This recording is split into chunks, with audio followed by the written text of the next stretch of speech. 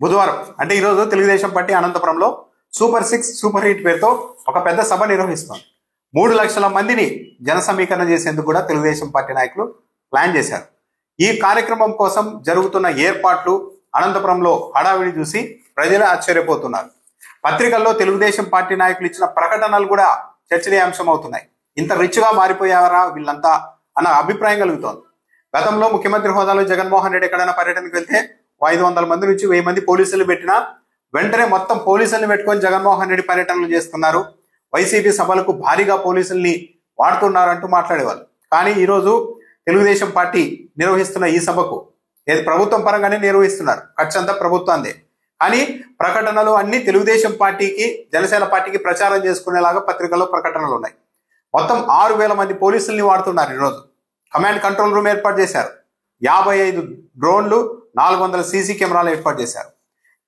ఈ కార్యక్రమానికి భద్రతా పర్యవేక్షణ కోసం ఏకంగా 28 మంది సీనియర్ ఐపీఎస్ని, ఆ ఐపీఎస్లు కూడా ఎవరు, ఐజీలు, డిఐజీలు, ఎస్పీలు, 28 మంది సీనియర్ ఐపీఎస్ని వాడుతున్నారు. 15 మంది అదనపు ఎస్పీలు, 66 మంది డిఎస్పీలు, 200 మంది సిఐలు, 430 మంది ఎస్ఐలు, 630 మంది హెడ్ కానిస్టేబుల్లు, 2950 మంది కానిస్టేబుల్లు, స్పెషల్ పార్టీ బృందాలు, 14 స్పెషల్ పార్టీ బృందాలు, ఇలా మొత్తం 6000 మందితో భద్రతా చర్యలు ఏర్పాటు చేశారు. మొత్తం అనంతపురం మొత్తం తెలుగుదేశం పార్టీ ఫ్లెక్సీలతో నిండిపోయింది. ఈ ప్రకటనలు కావచ్చు, ఈ వ్యవహారం కావచ్చు, అనంతపురంలో ఏర్పాటు చేసిన ఫ్లెక్సీలు కావచ్చు, ఇవన్నీ చూస్తూ ఉంటే ఖర్చు ఏమో ప్రభుత్వ ఖాతాలో, ప్రచారము క్రెడిట్ ఏమో తెలుగుదేశం పార్టీకి అన్నట్టుగా మొత్తం నడుపుతున్నారు ఈ వ్యవహారాన్ని. పైగా ఈరోజు పత్రికల్లో ప్రకటనలు ఇచ్చారు.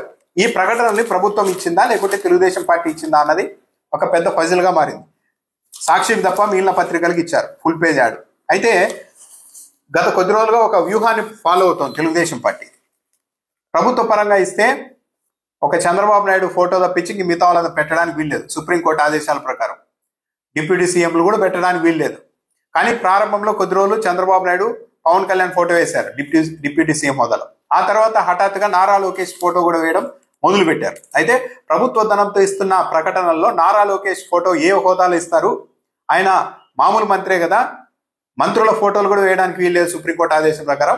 కానీ చంద్రబాబు నాయుడు కుమారుడు అయినంత మాత్రాన ప్రభుత్వ ప్రకటనలతో, ప్రభుత్వ డబ్బుతో ఆయన ప్రచారం కల్పిస్తారా అంటూ ఒక విమర్శ వచ్చేసరికి ఆ తర్వాత ప్రకటన ఇచ్చిన తర్వాత కింద ఎక్కడా కూడా ఇది ప్రభుత్వ ప్రకటన అన్నది లేకుండానే ప్రకటన ఇస్తున్నారు.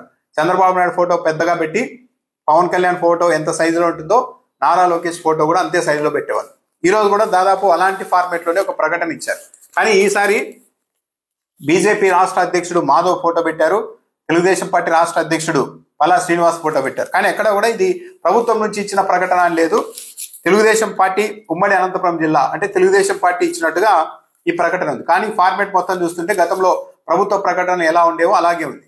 మరి నిజంగానే ఈ డబ్బులన్నీ తెలుగుదేశం పార్టీ చెల్లిస్తోందా లేకుంటే ఇలా మిగిలిన నారా లోకేష్ ఫోటో మిగతా వాళ్ళ ఫోటోలు వాడినందుకు విమర్శలు వస్తాయి కాబట్టి, నిబంధనలకు విరుద్ధం కాబట్టి ఇలా తెలుగుదేశం పార్టీ తరఫున ఇస్తున్నట్టు చెప్పేసి ఆ తర్వాత ఈ ప్రకటనలకు ఏమైనా బిల్లును ప్రభుత్వ ఖజానా నుంచి చెల్లిస్తున్నారా, ఈ అంశం పైన కూడా వైఎస్ఆర్ కాంగ్రెస్ పార్టీ కాస్త దృష్టి సారించాల్సిన అవసరం కూడా ఉంది.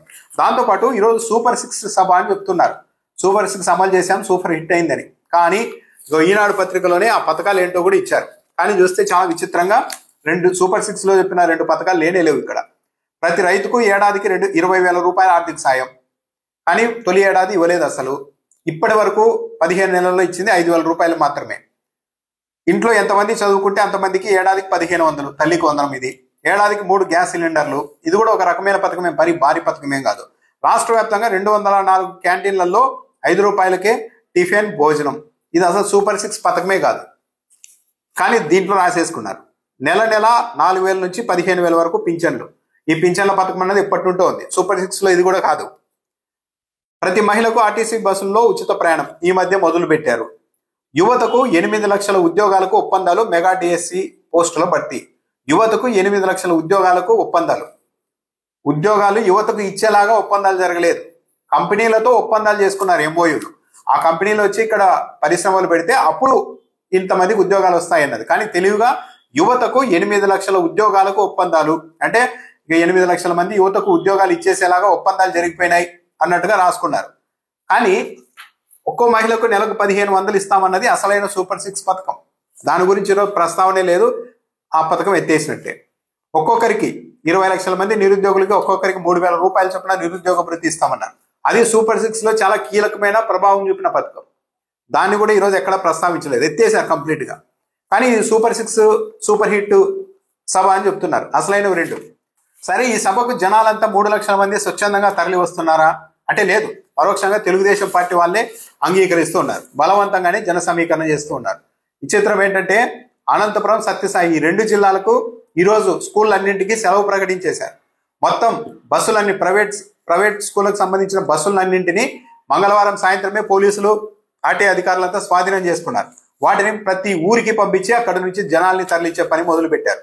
3,857 బస్సుల్ని, అంటే ఆర్టీసీ బస్సులు ఇవి కలిపి 3,857 బస్సుల్ని మొత్తం ఓన్లీ చంద్రబాబు నాయుడు, పవన్ కళ్యాణ్ ప్రోగ్రామ్ కు ఈ ప్రోగ్రామ్ కి మళ్ళిస్తూ ఉన్నారు. అంత స్థాయిలో ఏర్పాటు చేస్తున్నారు. పైగా భారీగా జన సమీకరణకు పిలుపు. ఈనాడు అనంతపురం ఎడిషన్ లో భారీగా జన సమీకరణకు పిలుపు.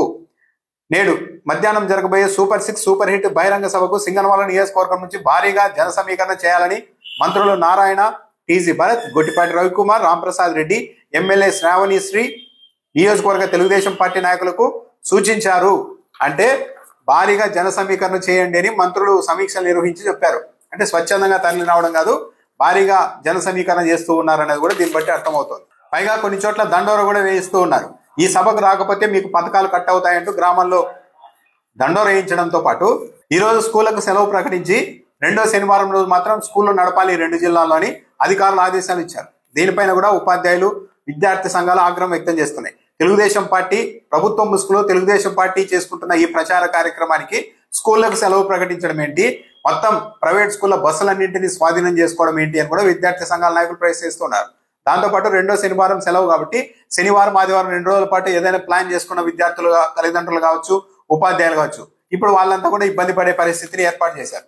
అయితే ఓవరాల్ గా కనిపిస్తూ ఉన్నది ఏంటంటే చాలా జాగ్రత్తగా ప్రజాధనంతో, ప్రభుత్వ సొమ్ముతో కోట్ల రూపాయలు ఖర్చు పెట్టి మొత్తం 1,000 మంది పోలీసుల్ని, 6,000 మంది పోలీసుల్ని వాడి మొత్తం 3,800 ఆర్టీసీ బస్సుల్ని, ప్రైవేట్ స్కూల్ బస్సుల్ని అన్ని వాడేసి కార్యక్రమం నిర్వహించుకుంటూ దీని ప్రచారం మాత్రం తెలుగుదేశం పార్టీ సొంత కార్యక్రమం లాగా ప్రచారం చేసుకుంటూ ఉన్నారు.